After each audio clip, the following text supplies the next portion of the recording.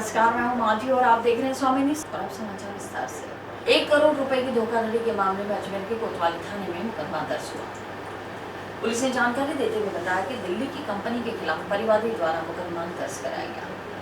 दिल्ली की कंपनी से e rickshaw बनवाने के लिए 1 करोड़ रुपए की राशि दी गई थी, लेकिन बाद में पता लगा कि कंपनी ई रिक्शा नहीं बनाती। परिवादी ने अपनी रकम कंपनी से वापस मांगी तो वह रकम भी नहीं लौटाई गई। इस संबंध में कोतवाली थाना पुलिस ने मामला दर्ज कर जांच शुरू कर दी है। ये एक परिवादी है राकेश गर्ग पुत्र नारायणगढ़ निवासी पट्टीकटला अजमेर, जिनकी राजश्री ट्रेड विजन नाम से कोई कंपनी है। इन्होंने वर्ष 2023 माह अगस्त में दिल्ली की एक कंपनी है लीवो इलेक्ट्रॉनिक्स प्राइवेट लिमिटेड से ई रिक्शा के लिए कोई प्रतिबंध किया था, करार किया था, जिसमें इन्होंने लगभग 1 करोड़ रुपए उस कंपनी को दे भी दिए और उस कंपनी के वो खोले। बाद में इनको पता चला कि वो कंपनी ई रिक्शा नहीं बनाती, मात्र असेंबलिंग करती है। इन्होंने पैसे वापस की मांगे तो कंपनी ने माल वापस भेजने का, इन्होंने माल भी भेज दिया और पैसे भी नहीं दिए। कौन सी कंपनी है और कहाँ की कंपनी? ये दिल्ली की कंपनी है लीवो इलेक्ट्रॉनिक्स प्राइवेट लिमिटेड, जिसके मालिक हैं पीयूष त्यागी, ओम चोपड़ा, कविता त्यागी और रमा चोपड़ा। इन्हीं चारों के खिलाफ धारा 420, 400, 120 BIPC में मुकदमा दर्ज किया गया है और अनुसंधान हेड कांस्टेबल कैलाश चंद्र कर रहे हैं। भगवान सिंह ASI थाना कोतवाली अजमेर। हजरत ख्वाजा गरीब नवाज की दरगाह में दालान वजीर अली साहब, दालान हमीद अली, दालान मोतीवाला की छतें काफी वक्त से जर्जर अवस्था में है। बारिश के मौसम में इन छतों पर पानी भी टपकता है। इन जगहों पर दरगाह ज़ियारत के लिए आने वाले ज़ायरीन इबादत करते हैं, जिस वजह से हमेशा इन जगहों पर ज़ायरीनों की भीड़ लगी रहती है। अभी बारिश का मौसम है, जिसमें कभी भी कोई बड़ा हादसा होने की संभावना बनी रहती है। इससे पहले भी 2 बार हादसा हो चुका है और ज़ायरीन जख्मी भी हुए, लेकिन फिर भी इस और कोई ध्यान नहीं दिया जा रहा। ये बारिश के पहले आज 3 साल हो गए। 3 साल से कंटिन्यू दरगाह कमेटी को मैंने हर चीज़, हर बात बता दी। हर साल बरसात से पहले बता देता हूँ, होशियार कर देता हूँ कि कभी कोई लंबा हादसा हो जाएगा, इस छत की मरम्मत होना बहुत ज़रूरी है। इनके 3 इंजीनियर आ चुके हैं। पहला इंजीनियर इनका लियाकत भाई आया था, दूसरा इंजीनियर इसका गुप्ता जी आया था, तीसरा इंजीनियर अभी लड़का सलमान आया है। उनको खुद देख के जा रहे हैं। अभी 22 जून को भी देख के गए। उन्होंने कहा हम 22 से पहले इसका काम करवा देंगे, लेकिन कुछ काम नहीं हुआ। अभी एक ही बात कहते हैं, हमारे पास वो नहीं है, बजट नहीं है, नादिम साहब के पास जाओ। नादिम साहब के पास जाओ तो पोस्ट पे बैठे रहते नहीं है। जब भी जाओ ऑफिस खाली मिलता है। वो कहते हो तो अभी आए थे, 2 दिन के लिए आए थे, चले गए।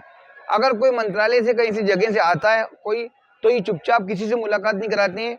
ये आदिल, खुर्शीद, ये सब मिलके क्या करते हैं, किसी चुपचाप वजारत करा के और चुपचाप उसको निकाल देते हैं, अपनी मनमानी का काम करते हैं। ये उनको बताते हैं, किसी को इन्फॉर्मेशन देते हैं, दरगाह अंजुमन को इन्फॉर्मेशन देते हैं, ना किसी को कहते हैं कि इनको कुछ बताओ। कुछ नहीं रहता मामला इनका हमेशा यही रहा। अगर मंत्रालय से कोई आता है आदमी, इन्होंने चुपचाप करके मीटिंग करके भिजा दिया उनको, लेकिन दिखाया कुछ भी नहीं।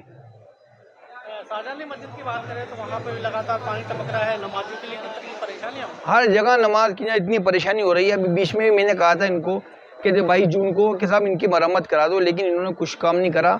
खाली कहते हैं हो गया, हो जाएगा, हो जाएगा, हो जाएगा। अभी भी इनको कह रहा हूँ भी ये हालत हो गई है कि ना तो आदमी कोई यहाँ बैठता है, हम लोग बैठते हैं, कोई घर के लोग तो बैठते नहीं है, सारे ज़ायरीन लोग बैठते हैं, नमाज़ पढ़ते हैं, इबादत करते हैं दलानों में। वो सब ख्वाजा साहब के चाहने वाले लोग आते हैं, हम बैठते हैं, हम तबरुकात वगैरह देते हैं लोगों को यहाँ बैठ के। लेकिन पानी जब टपकता है तो बड़ी परेशानी हो जाती है ज़ायरीनों को भी और हमें भी।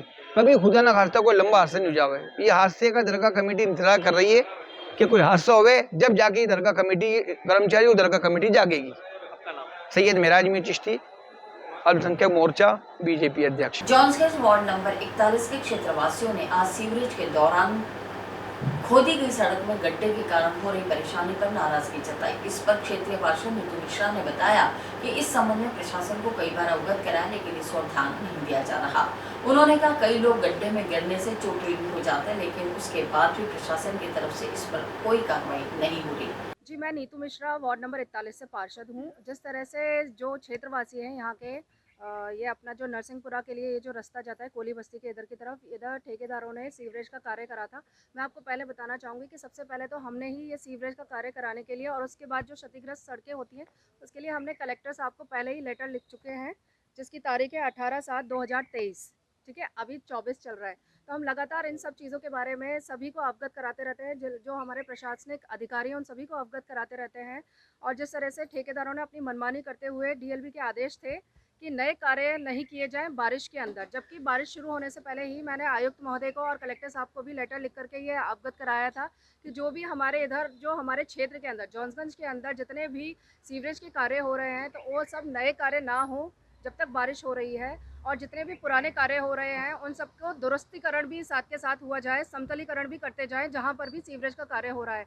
लेकिन इस तरह से कोई भी कार्य नहीं किया गया, जिसके कारण क्षेत्रवासी और हमारे पास ही एक स्कूल भी है, 2 स्कूल है, देवनारायण स्कूल और चाणक्य स्कूल, बच्चे भी रोज आते जाते हैं और सारे क्षेत्रवासी जो हैं घनी बस्ती है यहाँ पर, वो सभी बहुत ज़्यादा परेशान हो रहे हैं इन्हीं चीज़ों से। आए दिन सब दुर्घटनाग्रस्त हो रहे हैं, बच्चे गिर जाते हैं और जिस तरह से आप देख रहे हैं गड्ढों में पानी भर गया है क्योंकि समतलीकरण कार्य नहीं किया गया है ठेकेदारों के द्वारा, जो कि भाग गए, उनका कोई अता पता नहीं है, वो अपनी मनमानी कर रहे हैं। उससे हमारे क्षेत्रवासी परेशान हो रहे हैं। अब बारिश में जो गड्ढों में पानी भरेगा, ये सड़ेगा, उससे मक्खी मच्छर होंगे तो उससे डेंगू के भी खतरे बढ़ जाएंगे।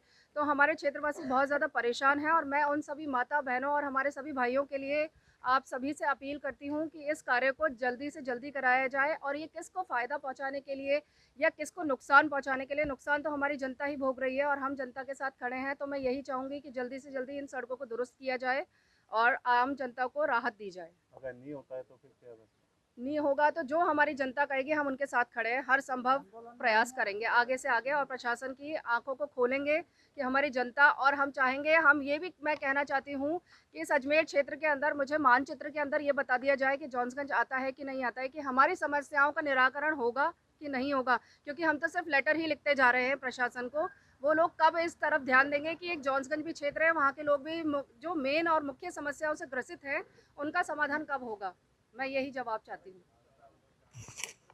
भैया यहाँ से सीवरेज का काम जब से हुआ है, जब से ही अधूरा पड़ा हुआ है। अधूरा होने के बावजूद भी दोबारा करा तो उन्होंने भी ऊपर नीचे उसके सीवरेज के मेन होल बना दिए हैं, तो वो इतने ऊंचे कर दिए हैं कई जगह कि उससे गाड़ी निकलती है तो टकरा के गिर जाता है आदमी, वो दुर्घटनाग्रस्त होता है। और ये खड्डे इतने हो गए हैं कि इस पर गाड़ी चलाना दुभर हो गया। बच्चे स्कूल जाते हैं तो स्कूल जाने में परेशानी होती है, आने जाने में बड़ी दिक्कत है। बूढ़े बुजुर्गों का तो निकलना ही दुश्मन हो गया है यहाँ से।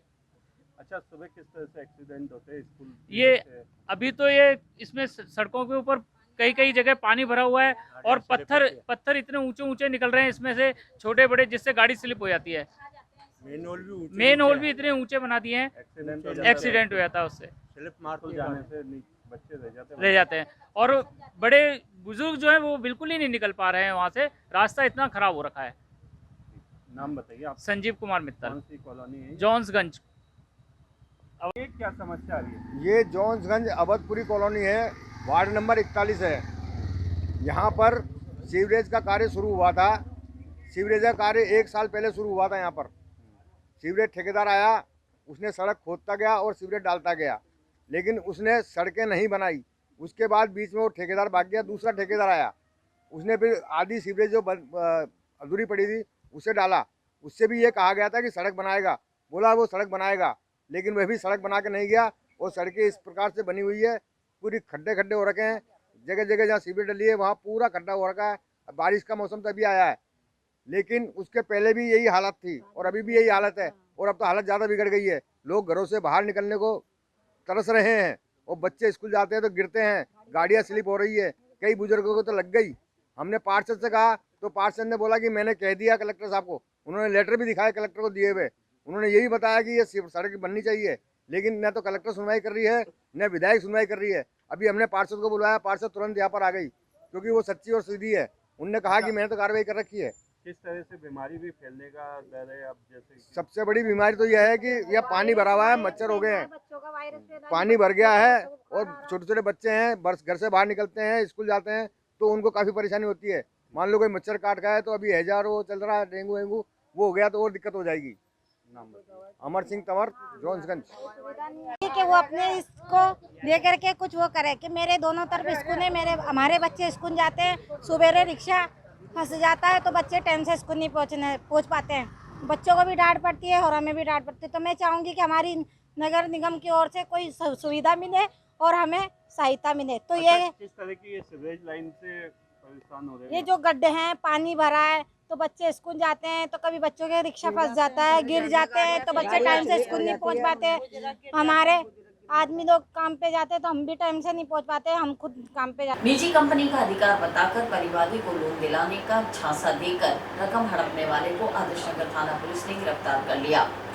पुलिस ने जानकारी देते हुए बताया, आरोपी द्वारा लोन दिलाने के नाम पर 2 लाख की रकम हड़प ली गई। पुलिस ने परिवादी की शिकायत पर आरोपी को गिरफ्तार कर लिया। पिछले साल का है, दिनांक 8/10/2023 को परिवादी कैलाशन शर्मा पुत्र श्री दुर्गा प्रसाद शर्मा जाति जांगीड़ निवासी न्यू कॉलोनी रामगंज गली नंबर 29 अजमेर हाल फैक्ट्री एरिया माखोपुरा अजमेर ने उपस्थित थाना होकर एक रिपोर्ट पेश की कि दिनांक 23/9/2023 से 26/9/2023 के मध्य किसी रिलायंस कैपिटल ग्रुप के फर्जी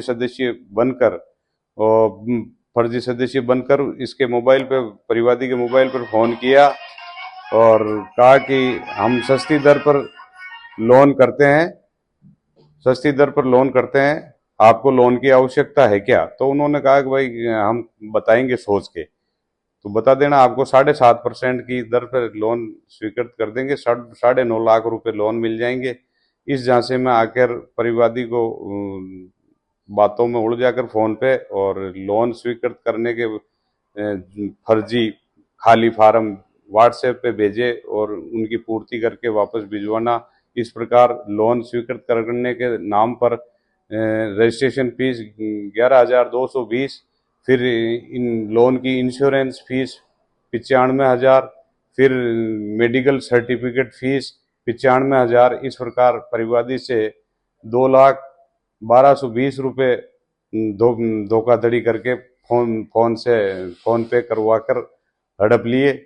और फिर उन्होंने और मांग की तो उन्होंने मना कर दिया परिवादी ने कि भाई मेरे पास और पैसे नहीं है, आप तो हमारे 2,12,20 रुपये वापस दे दो। और अभियुक्त ने अपना फ़ोन वगैरह बंद कर दिया। फ़ोन से कॉल डिटेल से उसकी तलाश की गई और उसके खाते नंबर फिनो बैंक के खाते में पैसे जाना ज्ञात हुआ, जिस खाते की डिटेल प्राप्त कर अभियुक्त की तलाश की गई।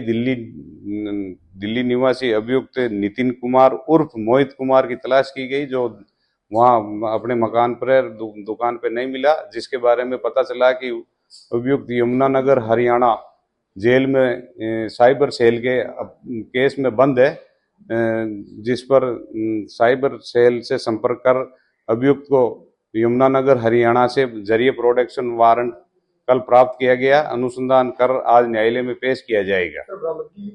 बरामदगी के प्रयास चल रहे हैं। कहाँ का रहने वाला है, क्या नाम है? ये इसका नाम है मुलजिम नितिन कुमार उर्फ मोहित कुमार पुत्र श्री वीर सेन, उम्र 27 साल, निवासी गांव बंथला, पुलिस थाना लोनी, जिला गाजियाबाद, उत्तर प्रदेश का रहने वाला है। ये वहाँ भी कोई फ्रॉड में यमुनानगर हरियाणा जेल में बंद था। प्रोफाइल क्या है सर, क्यों करता है? ये प्रोफाइल तो इनकी गलत आदतें और गलत शौक, इसकी वजह से ये ऐसे लोगों के साथ फ्रॉड करना। सर वारदात में और भी शामिल है या एक ही? अभी फिलहाल तो यही आया सामने, अनुसंधान जारी है। शिवराज एसआई थाना आदर्श नगर अजमेर। तीर्थनगरी पुष्कर में लंबे अरसे की खामोशी के बाद चोरों ने एक बार फिर दस्तक दी है। इस बार चोरों ने देश के 52 शक्तिपीठों में से एक 27वें मणिवैदिक शक्तिपीठ को निशाना बनाया। मंदिर में रह रहे व्यवस्थापक ओमेंद्रपुरी के सोने के बाद वारदात को अंजाम देते हुए मंदिर के 2 दान पात्र तोड़कर पहाड़ों में ले गए, जहां से उनमें रखे नकदी पर हाथ साफ कर दिया। सूचना पर पहुंची पुष्कर पुलिस ने मौका मुआयना कर मामले की जांच शुरू कर दी। प्रथम दृष्टया तो जैसा यहाँ पर रहने वाले पुजारी महंत, तो उन्होंने बताया कि रात को 1:30 बजे तक वो जग रहे थे और वो अकेले इस जो मंदिर है चामुंडा माता मंदिर, ये थोड़ा एकांत में है, शहर से थोड़ा सा दूर है, तो यहाँ पर वो सो रहे थे। सुबह इन्होंने लगभग 6 बजे के आसपास जब उठ के देखा तो दान पात्र में से ताले टूटे हुए थे और जो 5-7 दिन का कुछ चढ़ावा था वो चोरी हो गया। पंडित जी का कहना है कि 5-7 दिन में यहाँ पर बारिश के कारण यात्रियों का आवागमन कम था, तो संभावित राशि 3 से 5 हज़ार भी कुछ भी चढ़ावा हो सकता है। पुलिस प्रथम दृष्टया यहाँ के फुटेज BTS वगैरह उठवा के टेक्निकल माध्यम से चोरी का पता चलाया जाएगा। मामला ये चामुंडा पुरुता शक्तिपीठ है पुष्कर नाला में। इस मंदिर पे महाराज तो करीबन रात को 1-1:30 बजे वो बता रहे हैं कि 1-1:30 बजे मैं तो सो गया, और उसके बाद में ये कौन चोर है क्या है, ये जो देवी माँ के सामने हैं 4-5 वो हैं दान पात्र, उन 4-5 को तोड़ा और उनसे सारे उसमें जो भी नकदी थी वो ले गए। इसके देवी माँ के सामने 3 जो दान पात्र थे उनको वो उठा के यहाँ ये बरामदा बना हुआ है जो सांसद फंड का, जो इसके पास में ये बाड़े में लाके यहाँ पर ही इन्होंने तोड़ा। और इसके आगे भी पहले भी 4 साल पहले हुई थी, उस समय भी पुलिस में एफआईआर दर्ज कराई थी, लेकिन तब भी पता नहीं चला और अब भी पता नहीं है। चोरी जो 4 साल पहले हुई उसी के अनुसार चोरी हुई। वो दान पात्र जैसे 4 साल पहले जहाँ पटका हुआ था, अब के जो 3 दान पात्र थे वो भी वहीं पे मिले। और ये उस समय चांदी के 5 छत्तर थे जो करीबन 1 किलो के आसपास चांदी के छत्तर थे, वो ले गई। लेकिन अब की बार तो ज़्यादा पैसे नहीं थे, अब की बार तो कम ही था दान पात्र में। लेकिन चोरों ने ये जो घटना घटी ये निंदनीय है, और ऐसा जो कृत्य करते ऐसे में उनका पकड़ में आना बहुत अति आवश्यक है। आपका शुभ नाम? मोहन सिंह रावत, पूर्व प्रधान नाला काल रात को सब गले को तोड़ ले गए। ये माँ के शक्तिपीठ का दरबार है, पता नहीं कौन किया, हमें तो ज्ञात नहीं। हम तो करवट लेकर इधर ही सोते रहे बारंडे में। अब कोई देर रात तक भी जागता रहा, उस समय तक तो जानकारी नहीं। और कुछ हमने वो कान में स्पीकर लगा के सोते रहे जो आवाज़ आई नहीं। अब उधर वाले दरवाजे को बंद कर दिया भीतर से, माता जी के भीतर से, और ये वाले दरवाजे खोल के इधर से ही सब किया जो किया। सारे गल्ला को लेकर तोड़कर ऊपर ही, वो ऊपर भगत निवास है 100 फुट के ऊपर, वहाँ जाकर सब गल्ला तोड़ के फेंक दिया। और माता जी के सारे गल्लों। बारिश के दौरान बिलों में पानी भर जाने से सांप बाहर निकालकर मकान में प्रवेश कर रहे हैं। ऐसा ही एक मामला जयपुर रोड दिक्षाली का सामने है, जिसमें एक घर में लगे कूलर में 5 फीट का कोबरा सांप घुस गया। सूचना मिलते ही सर्पमित्र सुखदेव भट्ट मौके पर पहुंचे और सांप को रेस्क्यू कर जंगल में छोड़ दिया। इस दौरान उपस्थित लोगों ने सर्पमित्र का धन्यवाद किया। किस तरह का सांप है? फोटो ले लो भैया, इधर किस तरह का सांप है, कब पकड़ा था आपने और किस तरह से जहरीला है क्या? अभी जैसे ही यहाँ मैं अजमेर शहर में था और मेरे पास कॉल आया था, माया मंदिर के पास से पहले एक मिर्साली इंदिरा कॉलोनी है, वहाँ एक घर के अंदर ये सांप आ गया था, जिसकी मैंने जाके पुष्टि की। ये इंडियन ब्लैक कोबरा है जो कि बहुत घातक है। जी, कहाँ से कैसे मशक्कत करनी पड़ी? ये कूलर ऐसे बालकोनी में पीछे की तरफ लगा हुआ था, जिसमें कुछ चिड़ियाँ के, कुछ चूहे के या बच्चे थे, उनको खाने के चक्कर में ही आ गया था। और वहाँ से बाल लाने में मेरे को 1.5 से 2 घंटे की मशक्कत। किनका फ़ोन आया था और कहाँ, किनका मकान था जहाँ पर ये मिला? एक जसवंत जी करके नाम है, उनके कॉल आया था मेरे पास में, और वो उनके पड़ोस में कॉल ये इसकी सूचना दी थी जब वहाँ पहुँचा। तो मतलब क्या कारण है आप ऐसे सांपों को पकड़ते हैं और क्या वजह है और क्या वन्य जीव को बचाते? जी, मेरे को बचपन से शौक है, इन वन्य जीवों से मेरा बहुत गहरा लगाव है। वन्य जीव कोई सा भी हो, मैं इनको बचाने के लिए कहीं पे भी पहुँच सकता हूँ, और वैसे भी पर्यावरण को बचाने के लिए इनका रहना बहुत ज़रूरी है। किस तरह का संपर्क करें लोग आपसे अगर सांप पकड़ के परिवार में? अभी जो मानसून सक्रिय है पूरा राजस्थान के अंदर, और इनके बिलों में आसपास में पानी चला जाता है, तो ये भोजन की तलाश में और तापमान को कंट्रोल नियंत्रण बनाए रखने के लिए आबादी क्षेत्र में आ जाते हैं। आपसे अगर संपर्क करना हो तो किस तरीके से? इजी गोइंग में मेरा नंबर है, दोनों सिंपल नंबर 82 90 75 65 50 और 82 90 14 2006।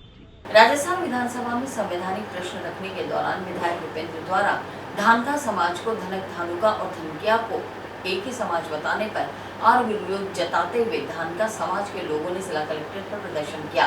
समाज के लोगों ने कहा कि विधायक भूपेंद्र सिंह को पूरी जानकारी लेकर ही अपने प्रश्न रखने चाहिए। ये जो प्रदर्शन धानका समाज की तरफ से हो रहा है, तो एक कर्णपुर से गंगानगर के विधानसभा क्षेत्र के भूपेंद्र सिंह जी कुन्नर साहब MLA हैं। उन्होंने प्रश्न काल में 19/7 को विधानसभा में एक क्वेश्चन लगाया था कि धानका, धानोक, धानक और धानकिया ये दोनों कैटेगरी एक ही है और इनमें शादी व्यवहार, बेटी व्यवहार सब होते हैं। जबकि मैं कुन्नर साहब को कहना चाहता हूं कि आपने किस आधार पे एसटी और एससी को एक बता दिया। जो संसद से पारित हो रखा है उस पारित नियम के उलट आप बोल रहे हो कि भाई ये दोनों एक ही है। हम एक नहीं है। हमारे धाणुक और धाणक्या ये एससी में आते हैं, जो कि गजट के अंदर 20 और 21 नंबर पर अंकित है, और हम अनुसूचित जनजाति में आते हैं धाणका समाज जो 4 नंबर पे अंकित है। ये हमारा संविधान से पारित हुआ हुआ अधिकार है। आपने किस अधिकार पे कह दिया कि दोनों एक ही है। और हम कुन्नर साहब को एक कहना चाहते हैं और माननीय गोविंद सिंह तोड़ा साहब जी से कहना चाहते हैं कि अपने एमएलए विधायक महोदय को थोड़ी सद्बुद्धि दें कि वो क्या वक्तव्य दे रहे हैं विधानसभा के अंदर। जो आता है वो हमारे धाणका समाज के ऊपर आक्षेप लगाता है, आरोप लगाता है। कभी अखिल अरोड़ा जी आए थे, कभी शोभावत जी आए थे, कभी कहते हैं निवास नहीं करते हैं। अरे क्या हम लोगों का आपने फुटबॉल बना रखा है क्या? आज हमने ये सारे क्षेत्रों के प्रतिनिधि मंडल को ही बुलाया है। अगर जरूरत पड़ी तो हम प्रशासन से ईंट बजा देंगे। और माननीय यहाँ के विधायक महोदय जो स्पीकर भी हैं विधानसभा के, वासु देवनानी जी से हम निवेदन करना चाहते हैं कि जो उन्होंने क्वेश्चन लगाया है उसको विधानसभा की कार्रवाई से निरस्त किया जावे, हटाया जावे। हम धाणका समाज अलग थे, अलग हैं और अलग ही रहेंगे। हम हमारा हक अधिकार लेके रहेंगे, चाहे इसके पीछे हमारी जान ही क्यों ना चली जाए।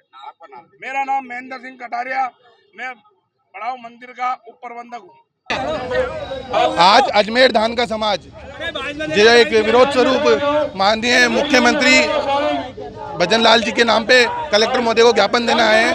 19 जुलाई को विधानसभा के अंदर गंगानगर से जो विधायक है रूपिंदर सिंह कुन्नर जी, उन्होंने धाणका समाज के ऊपर एक क्वेश्चन लगाया था कि धानक्या, धानुक और धाणका समाज सब एक ही है।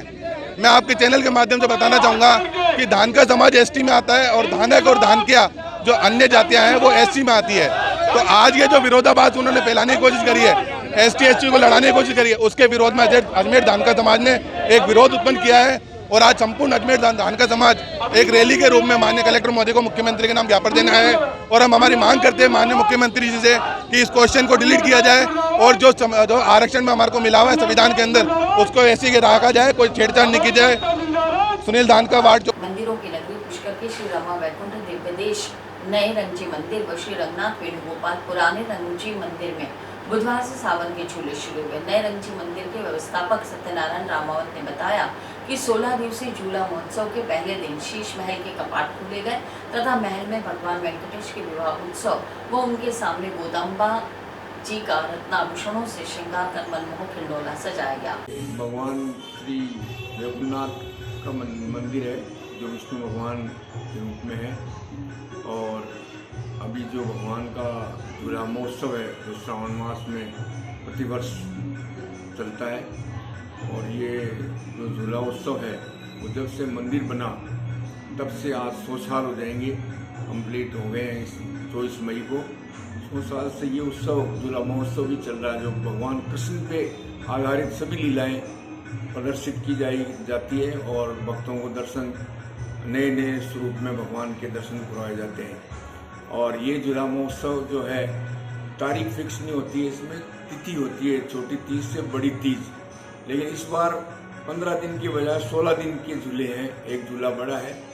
और झांकियाँ वगैरह जो है उन लोगों ने कंप्लीट तैयार करके और आज से 7 अगस्त से प्रारंभ हो गए जो 22 अगस्त तक चलेंगे। और इसमें जो बड़ा झूला होता है एकादशी को वो 16 तारीख को है। और जो झांकियाँ जो आप देख रहे हैं अभी ये विद्युत चलित झांकियाँ हैं वो भी एक से एक बढ़कर हैं। और अब जो है एकादशी के आसपास से लेकर के 5-7 दिन के लिए जीवंत झांकियाँ भी सजाई जाएगी जो जसवंतगढ़ के कलाकार आएंगे और झांकियाँ अलग अलग स्वरूपों में भक्तों को दर्शन करवाएंगे। उनको हमने बुलाया है और कोशिश यही करते हैं कि भक्तों को अच्छे से अच्छे दर्शन हो। और अंदर मंदिर में जो झूला मंडप उत्सव मंडप है उसमें भी नित्य नवीन श्रृंगार हमारे पुजारियों द्वारा किया जाएगा और हर दिन नए स्वरूप में भगवान को भक्तों को दर्शन करवाए जाएंगे।